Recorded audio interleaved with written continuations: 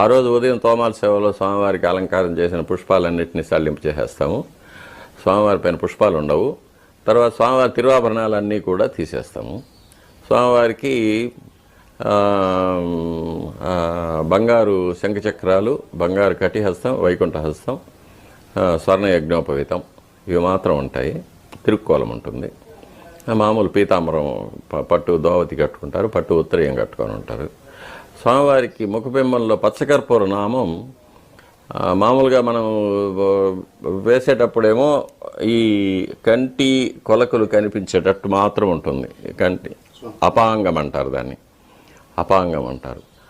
అది కనిపించేటట్టు ముక్కు రంధ్రాలు బ్రీదింగ్ కోసం వదిలిపెట్టేటట్టు చేస్తాము.